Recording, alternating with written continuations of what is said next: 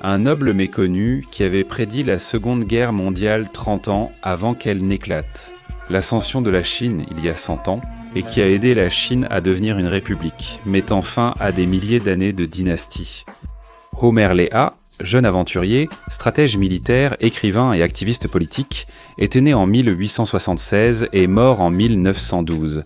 Reconnu pour ses visions prophétiques et stratégies innovantes, notamment en géopolitique et relations internationales. Léa a acquis de la reconnaissance avec la publication de son livre le plus influent, intitulé « The Valor of Ignorance », ou en français « La valeur de l'ignorance », publié en 1909.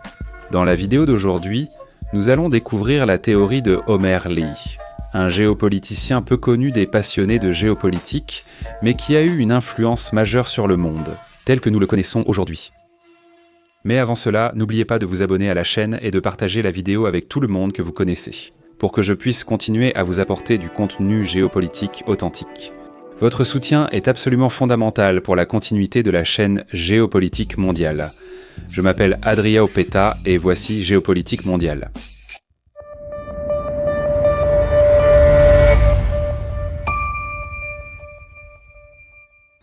Pour saisir la perception de Homer Léa, il faut synthétiser les analyses d'armes stratégiques, militaires et géopolitiques. Dans 2 livres qu'il a écrits, Le jour du Saxon en 1912 et le plus célèbre, La valeur de l'ignorance de 1909, Homer Léa affirme que la force physique et militaire est essentielle à l'existence et à la prospérité d'une nation. Tout comme la vigueur physique de l'homme, il en est de même pour la force militaire des nations. Il souligne que la capacité de défense et de conquête est essentielle à la croissance et au succès d'un pays. Il souligne alors que les idéaux, les lois et les constitutions ne sont que des manifestations temporaires et n'existent que tant que cette force vitale subsiste.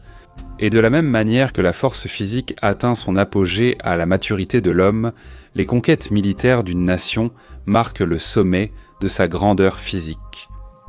Pour lui, le déclin de la force physique chez un individu indique la maladie ou la vieillesse, tout comme la diminution de la force militaire d'une nation. Cela marque son déclin.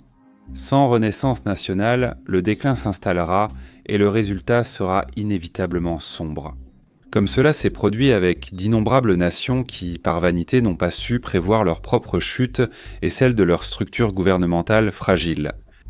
Il procède alors à une analyse de l'histoire de l'humanité, révélant qu'au cours d'un cycle d'environ 3400 ans, il y a eu moins de 234 ans de paix, avec des nations se succédant les unes aux autres dans une suite d'apparitions, de déclins et de chutes, toutes étant des conséquences. Construits par des architectes qui étaient des généraux, des maçons qui étaient des soldats, des truelles qui étaient des épées, et avec des pierres qui étaient les ruines d'États décadents.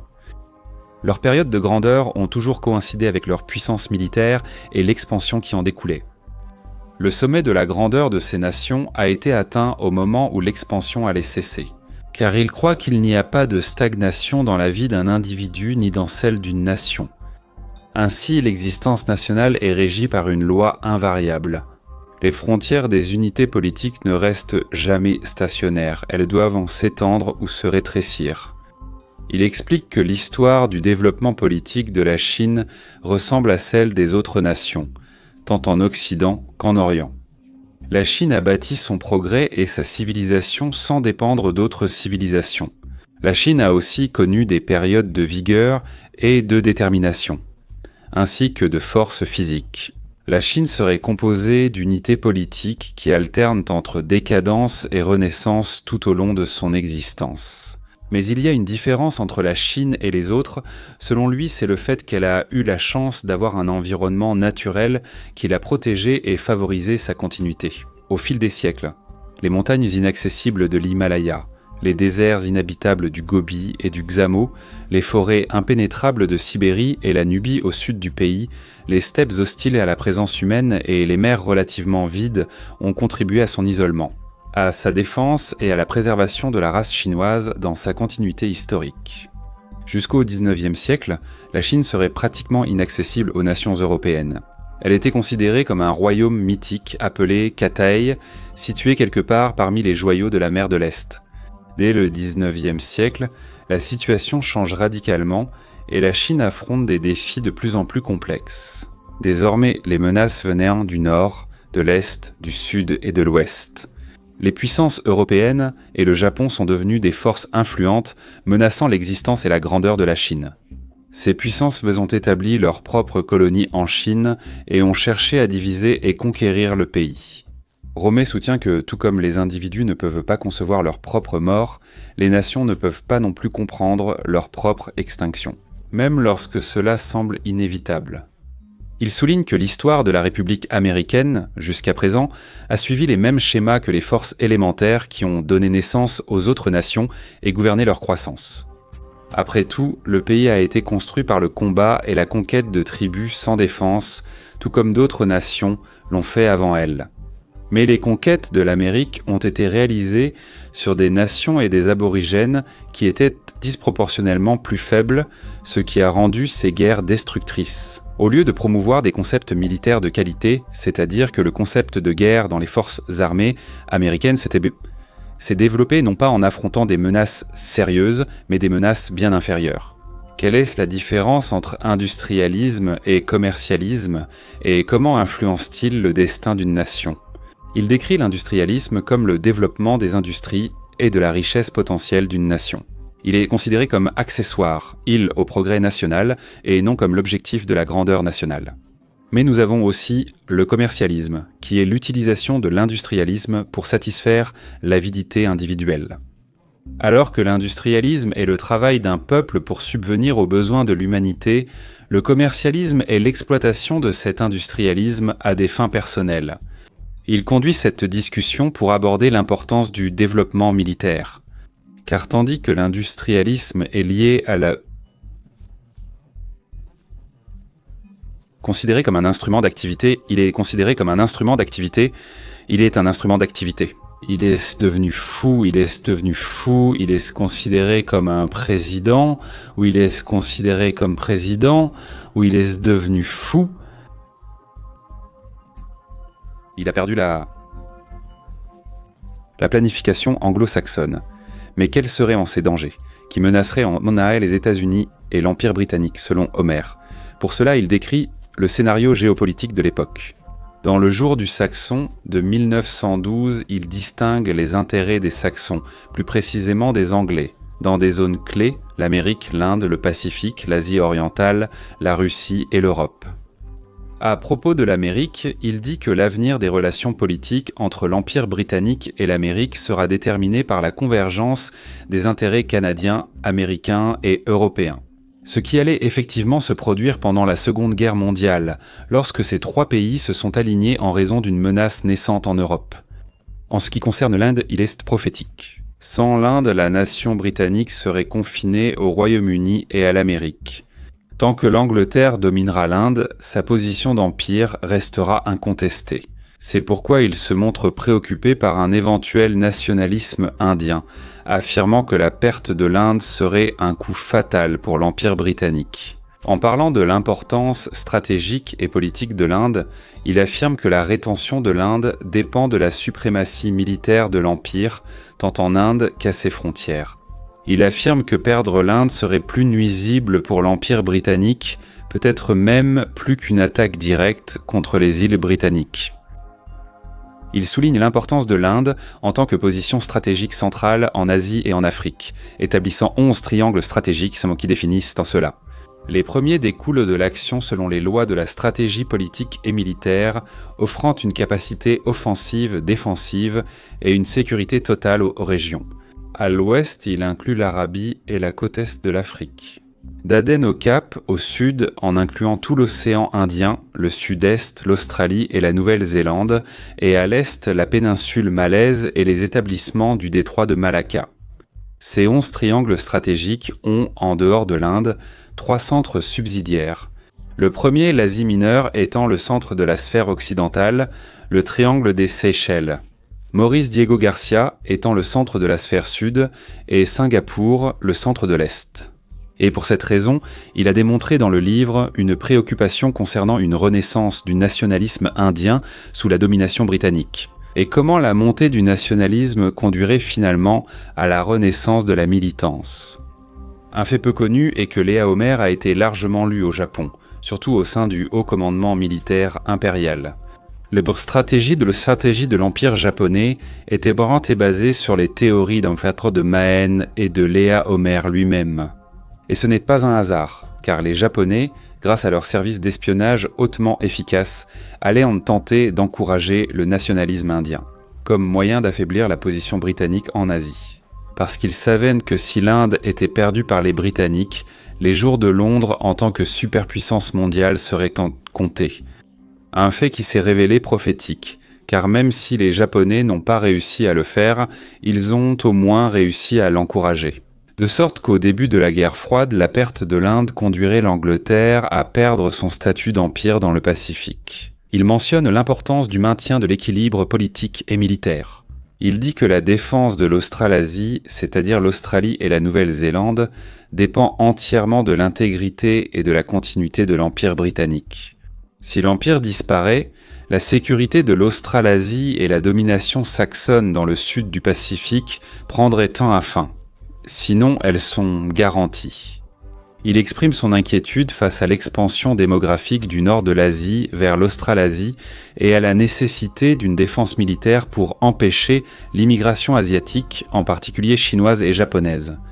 Il soutient que la capacité défensive de l'Australasie, à elle seule, ne serait pas suffisante pour empêcher la prise de ces territoires par toute puissance contrôlant les mers de la région.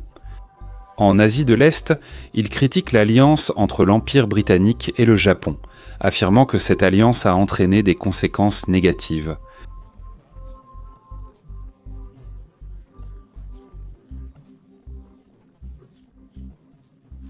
Il compare l'ascension du Japon à celle de l'Angleterre. Il souligne que le contrôle maritime est fondamental pour la défense et l'expansion d'une puissance insulaire, c'est-à-dire d'une île.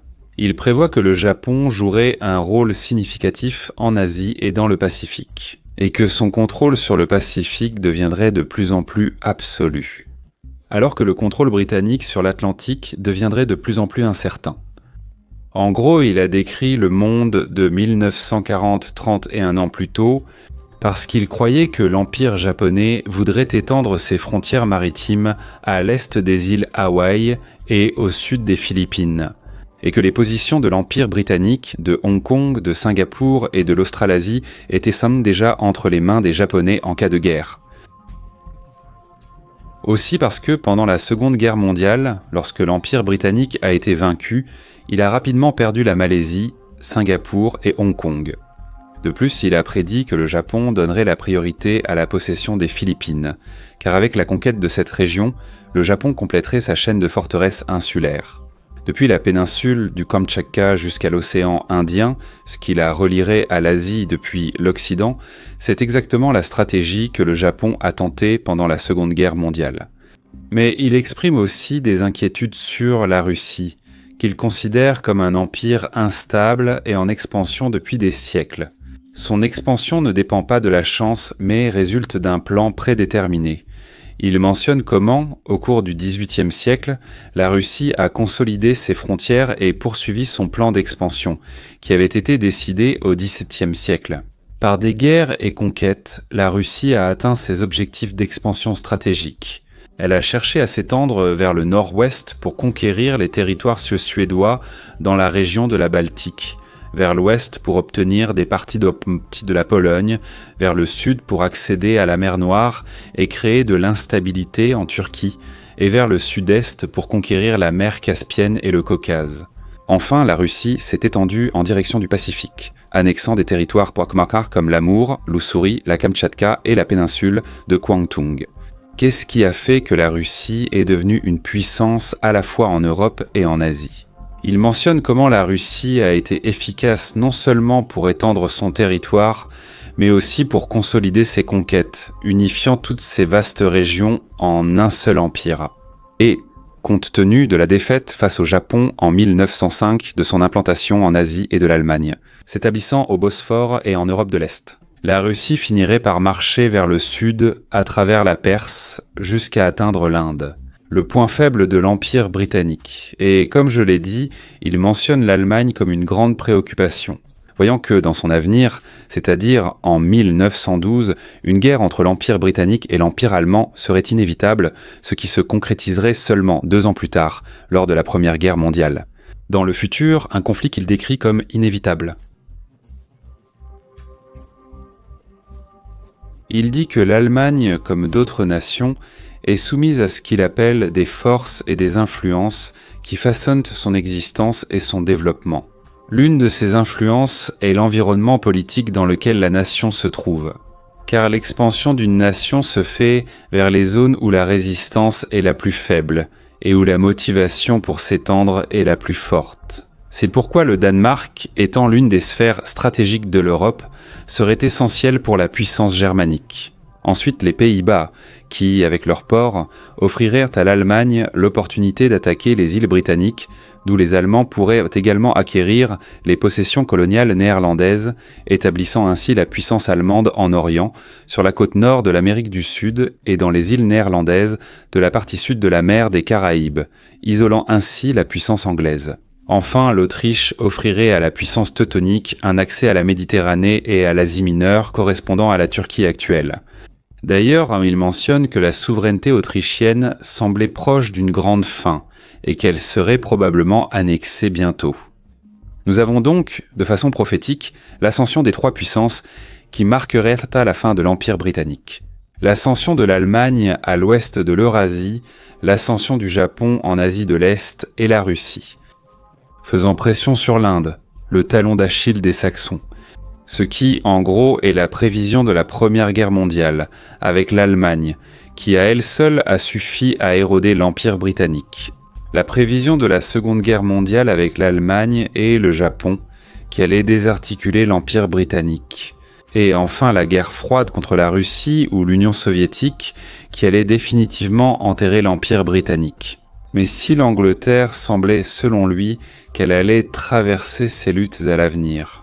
Il prévoit également comment le scénario géopolitique dans le Pacifique poussait vers une future guerre entre le Japon et les États-Unis. Il souligne qu'il y a quelques décennies, le Japon était presque un mythe et l'Empire allemand juste une possibilité géographique. Mais qu'alors, ils étaient assez déjà considérés comme des égaux et, à bien des égards, supérieurs en termes de force. Et cela n'arrive que parce qu'ils ne sont pas devenus excessivement dépendants de l'industrialisme. Mais depuis l'époque de Bismarck jusqu'à ce moment-là, ils ont reconnu l'immutabilité de ces lois. Et ils ont maintenu et se préparent continuellement à maintenir, à l'avenir, l'équilibre entre leur expansion industrielle et leur développement politique. Il affirme que si l'Allemagne et le Japon continuent de résister à ce qu'il qualifie d'influences dégradantes, comme le féminisme et le charlatanisme politique, sans vraiment préciser ce qu'il entend par là. Ils, en peu de temps, finiraient par former une alliance pour se partager le monde entre eux. Rappelons qu'il dit cela 31 ans avant le pacte tripartite entre le Japon, l'Allemagne et l'Italie. Ainsi, cette guerre inévitable entre le Japon et les États-Unis est, selon lui, la conséquence d'un calcul géopolitique. Le retrait de la Chine en tant que puissance régionale à cause de la première guerre sino-japonaise en 1894 où le Japon a gagné. Le retrait de la Russie comme acteur possible dans le Pacifique à cause de la guerre russo-japonaise en 1905 où le Japon a également gagné, et cette élimination progressive de l'Angleterre et de l'équilibre européen en 1905. Autrement dit, il ne restait plus que 2 acteurs pour dominer la zone asiatique du Pacifique. Et, selon lui, l'interdépendance commerciale entre les 2 pays, les États-Unis et le Japon, ne serait pas suffisante pour prévenir une guerre. Ainsi, nous remarquons que, dans sa thèse, il synthétise que les nations projettent leur puissance extérieure là où il y a le moins de résistance et la plus grande importance. Elle traverse que des cycles de naissance, de renforcement, puis de décadence, sauf en cas de renaissance. Et qu'il existe une sorte de sélection naturelle, géopolitique. Car l'élimination des forces régionales plus petites conduit à 2 acteurs majeurs restants qui finiront par entrer en collision directe dans une guerre. Et lui, sur sa carte tactique, démontre essentiellement l'importance de la Rhénanie, qui sera ensuite décrite par Spykman comme la zone la plus importante. L'Allemagne et le Japon pressent les flancs vers l'intérieur, pendant que la Russie pousse du centre vers le sud. et la perte de l'Inde comme un facteur qui conduirait à l'effondrement de l'Empire britannique. Merci à tous, j'espère que cela vous a plu et n'oubliez pas de partager la vidéo avec tous ceux que vous connaissez. Mettez un like et abonnez-vous. Si vous n'êtes pas encore abonné, activez la cloche de notification. Et si vous voulez vraiment rester au courant des nouveautés de la chaîne, rejoignez notre groupe Telegram, où je publie toujours des informations importantes ou des annonces liées à la chaîne. À bientôt et à la prochaine vidéo.